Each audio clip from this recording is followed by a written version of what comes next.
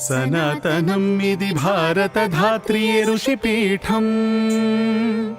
సనాతనం ఇది భారత ధాత్రియే ఋషిపీఠం. నృసింహస్వామి శ్లోకాన్ని చదువుకున్నాం.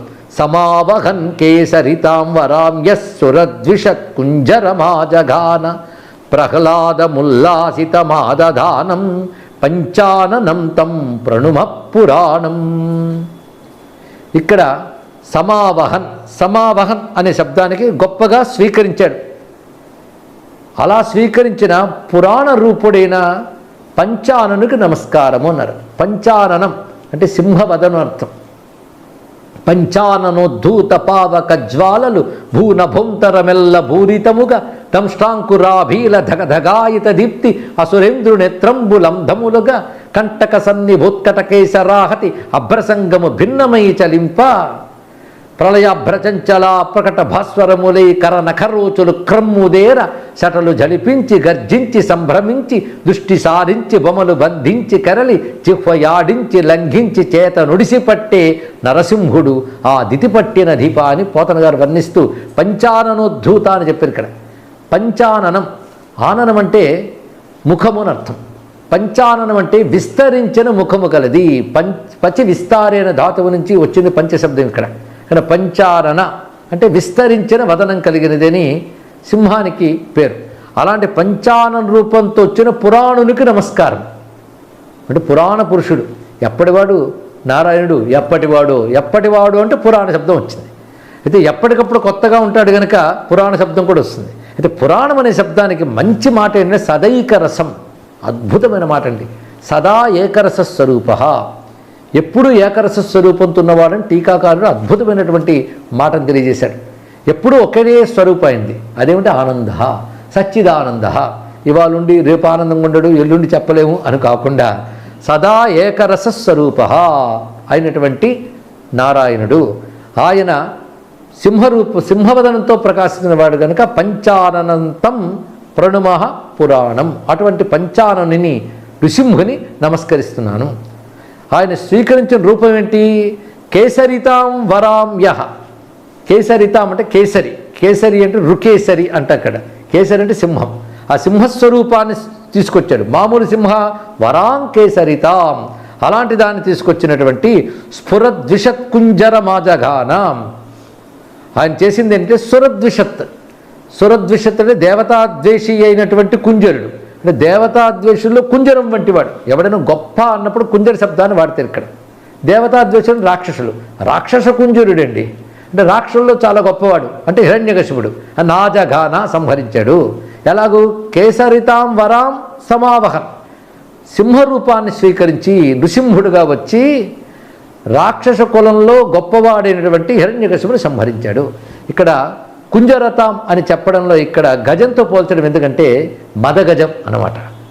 రాక్షసుడి దుష్ట మదంతో కూడినటువంటి వాడు కనుక అలాంటి దుష్ట మద గజాన్ని కొట్టాడు. ఎప్పుడైనా గజాన్ని కొట్టేది సింహమే. అందుకే నృసింహుడు కనుక సింహం వస్తే ఏనుగునే కొట్టాలి కదా.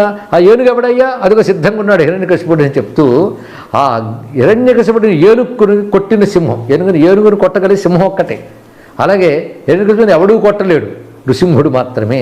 అది ఈ మాటను అంత చక్కగా చూపించారు. ఇక్కడ వచ్చి చేసింది ఏంటి? ప్రహ్లాదముల్లాసితమాదధానం. ప్రహ్లాదుని ఆనందింపజేసినటువంటి స్వరూపము. అంటే ప్రహ్లాద వరద నారసింహ అన్నట్లుగా అటు ఎవరిని శిక్షించాడో తర్వాత ఎవరిని రక్షించాడో రెండింటి శ్లోకంలో చూపించారు. ఎందుకంటే నృసింహావతారం యొక్క ప్రత్యేకత అది. అది హిరణ్యకశిపుని సంహరించడానికి వచ్చింది అనడానికి లేదు, ప్రహ్లాదుని రక్షించడానికి వచ్చింది. ఇక్కడ ప్రహ్లాదుడికి ఆయన అక్కడ బెదిరించి చెప్పాడు కదా, ఇవాళ నువ్వు చెప్పిన రూపంగాని కనబడకపోతే ఇతన్ని నిన్ను చంపేస్తానన్నాడు. అవునా లేదా?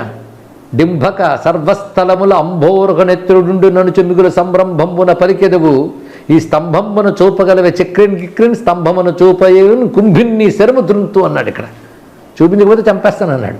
అప్పుడు నృసింహరూపమూర్తి రాకపోతే ఏమవుతుంది? ప్రహ్లాదుడి గతి ఏమవుతుంది? అని ప్రహ్లాదుని రక్షించడానికి వచ్చాడు. హిరణ్యకశిపుని చంపడానికి కాదు హిరణ్యకశిపుని చంపడానికి వచ్చాడు. కాదు ప్రహ్లాదుని రక్షించడానికి వచ్చాడు. రెండు కలిపి ఒకే మాట అన్నారు పోతన గారు. ప్రహ్లాద హిరణ్యకశిపు రంజన భంజన నిమిత్త అంతరంగ కరుణా వీర సంయుతుండును మహాప్రభావముండును అయిన శ్రీ నృసింహదేవుడు ఆవిర్భవించను అని ఒక మాటలో చెప్పారు. కనుకనే పైన హిరణ్యకశిపుడు సంహారం చెప్పారు, కింద ప్రహ్లాదుని అనుగ్రహించారని చెప్తున్నారు. ప్రహ్లాదముల్లాసితమాదధానం పంచాననం తం ప్రణుమః పురాణం అని ఈ శ్లోకంలో నృసింహమూర్తి నమస్కారం చేసుకుంటూ మరొక్కసారి అనుకుందాం. సమావహన్ కేసరితాంబరాం యస్సురద్విషత్ కుంజరమాజగాన ప్రహ్లాదముల్లాసితమాదధానం పంచాననం తం ప్రణుమః పురాణం. ఇక్కడ శివపరంగా ఇప్పుడు అర్థం చెప్పుకోవడం స్పష్టమవుతున్నది. సమావహన్ కేసరితాంబరం, కేసరి అంటే సింహన్ అర్థం చెప్పుకున్నాం. ఇప్పుడు కే సరితాంబరం సమావహన్ అర్థం తీసుకోవాలి. కే అంటే కమ్మనగా శిరస్సునర్థం. కే అంటే శిరస్సునందు, శిరస్సునందు సరితాంబరాం సమావహన్, నదుల్లో శ్రేష్టమైన దాన్ని ధరించినవాడు అంటే శిరస్సునందు నదుల్లో శ్రేష్టమైన ధరించాడు అంటే గంగాధరుడు అని అర్థం. ఇక్కడ సురద్విషత్కుంజరమాజగాన, దేవశత్రువైన ఏనుగుని సంహరించాడు అని అర్థం. అంటే దేవశత్రువుల్లో ఏనుగు వంటి హిరణ్యకశిపుని విష్ణుపరంగా అర్థం చెప్తే, దేవశత్రువైన ఏనుగంటే గజాసురుడు అర్థం. గజాసురు సంహారం చేసిన శివుడు. ప్రహ్లాదముల్లాసితమాదధానం, ఆ విధంగా గజాసురు సంహారం చేసి గంగను శిరస్సుపై ధరించి, ఈ రెండు లీలలు శివలీలలు ఇక్కడ స్మరించబడుతున్నాయి. గంగాధరుడైనది భగీరథుడిని అనుగ్రహించడానికే కాదు, జగత్తును అనుగ్రహించడం కోసం. ఆ గంగని ధరించడం భక్త వాత్సల్యాన్ని తెలియజేస్తున్నది. గజాసురుని సంహరించడం దుష్ట శిక్షణ పరాక్రమాన్ని చూపిస్తున్నది. ఇలా రెండు భావములు, ఒక ప్రసన్న భావం మొదట, ప్రతాప భావం తర్వాత, రెండూ చూపిస్తున్నారు. ఈ రెండు ఎందుకు చేసేది స్వామి అంటే ప్రహ్లాదం. ప్రహ్లాదం అంటే గొప్ప ఆనందము అని అర్థం. అది నృసింహపరంగా చెప్పినప్పుడు ప్రహ్లాదుడు అని చెప్పుకున్నాం.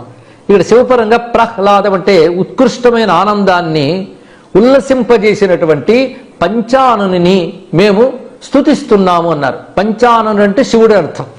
పంచానం అంటే సింహన్ అర్థం చెప్పుకున్నాం. ఇప్పుడు పంచానన అన్నప్పుడు శివుడు అర్థం ఎలా వస్తున్నది అంటే 5 ముఖాలు కలిగినటువంటి వాడు.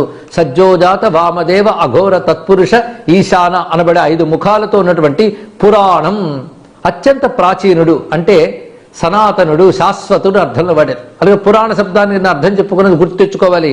సదా ఏకరసః, ఎప్పుడూ ఒకే రసస్వరూపంగా ఉండేవాడిని పురాణం అనాలి అన్నారు. ఇక్కడ ఏకరసం అంటే ఆనందానుభవము, ఆనందానుభవ స్వరూపుడు భగవానుడు. ఆ ఆనందం శాశ్వత ఆనందం. నిన్నున్నాడు ఇవాళ లేడు రేపు ఉంటాడో లేదో తెలియదని కాకుండా సదా ఏకరసః అనే మాట అద్భుతమైన మాట. అదే పురాణ శబ్దానికి మంచి అర్థాన్ని టీకాకారులు ధనపతి మొదలైన వారు ఈ అర్థాన్ని తెలియజేశారు. అలాగా నృసింహపరంగా పంచముఖుడైన శివుని పరంగా చెప్పినటువంటి ఈ శ్లోకాన్ని మరొక్కసారి అనుకుని హరిహరులను నమస్కరించుకుందాం. సమావహన్ కేసరితాంబరం యస్సురద్విషత్ కుంజరమాజగానం ప్రహ్లాదముల్లాసితమాదధానం పంచాననం తం ప్రణుమః పురాణం అని నృసింహుడిని నమస్కరించి